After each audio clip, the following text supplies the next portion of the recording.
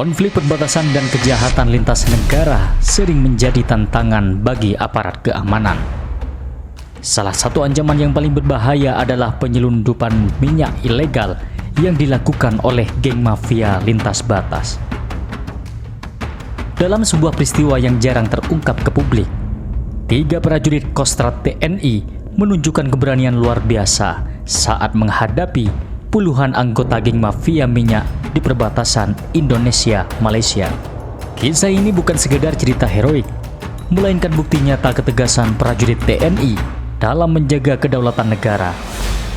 Dengan persenjataan terbatas, strategi militer yang matang, dan keberanian tanpa batas, mereka menghadapi tantangan yang nyaris mustahil, bertarung melawan gerombolan penjahat bersenjata.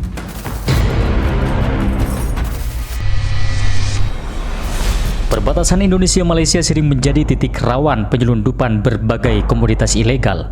Salah satunya adalah minyak. Mafia minyak beroperasi dengan sistem yang terorganisir, melibatkan jaringan kriminal yang mencakup informan, penyuap aparat korup, serta penyelundup yang bersenjata lengkap. Pada pertengahan tahun 2023, intelijen TNI menerima informasi tentang aktivitas ilegal yang semakin meningkat di perbatasan Kalimantan Utara. Mafia minyak dari Malaysia diduga telah berani masuk ke wilayah Indonesia untuk mencuri minyak dari kilang-kilang kecil dan membawanya ke negeri jiran. 3 prajurit dari Komando Cadangan Strategis Angkatan Darat atau Kostrad dikirim untuk mengintai dan mengamankan wilayah tersebut. Misi rahasia di tengah malam, Sersan Ahmad, Kopral Joni, dan prajurit Satrio menerima tugas untuk menyusup ke hutan perbatasan dan mencari lokasi tempat mafia minyak beroperasi. Dengan perlengkapan tempur minimalis, senapan SS-2 V5, pisau komando, dan perlengkapan survival, mereka bergerak dalam senyap melalui jalur hutan lebat yang berbahaya. Pada pukul 2.30 dini hari, mereka mendeteksi suara kendaraan berat dari kejauhan. Menggunakan teropong malam, mereka mengamati puluhan pria bersenjata yang sedang mengisi drum minyak ke dalam truk besar.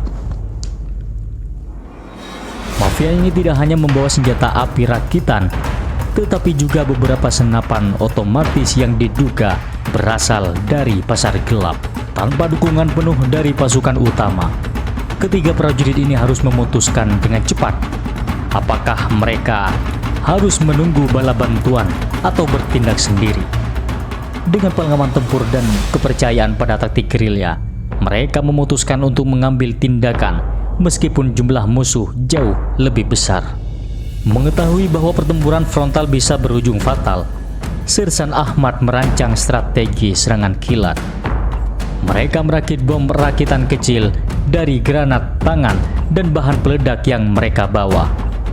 Saat mafia minyak sedang sibuk mengisi truk, mereka melemparkan peledak itu ke arah kendaraan yang berisi drum minyak.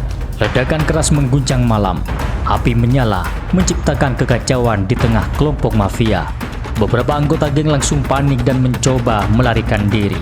Sementara yang lain segera mengambil senjata mereka.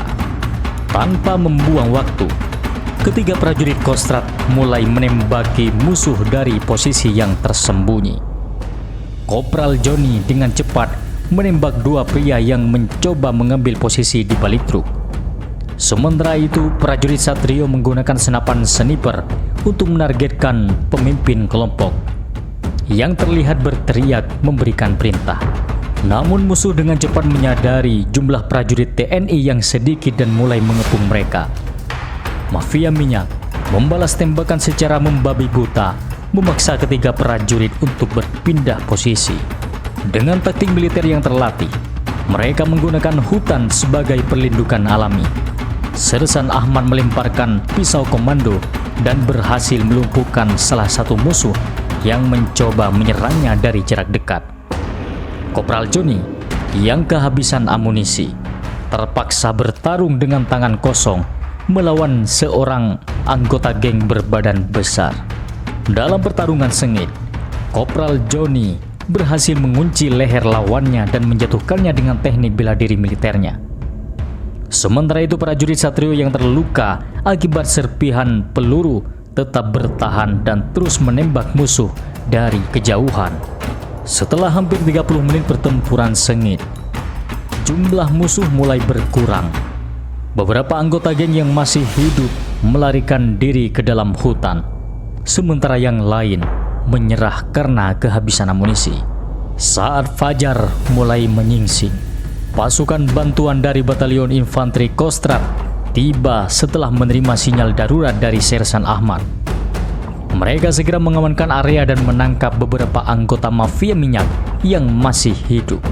Dari total sekitar 30 anggota geng, lebih dari setengahnya tewas atau terluka.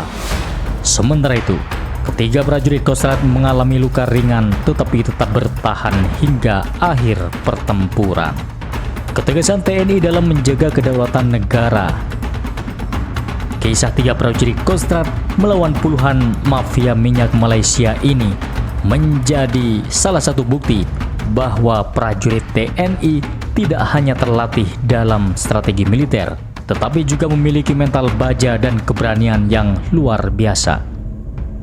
Mereka menghadapi musuh yang jauh lebih banyak dengan persenjataan yang lebih unggul, namun tetap berhasil memenangkan pertempuran berkat kecerdikan taktik dan keberanian tanpa batas. Keberhasilan ini juga mengirimkan pesan kuat kepada para penyelundup bahwa wilayah Indonesia bukanlah tempat yang mudah untuk dieksploitasi. TNI akan selalu siap mempertahankan kedaulatan negara dari ancaman luar, berapapun harga yang harus dibayar. TNI AD setia, berani dan tak pernah mundur.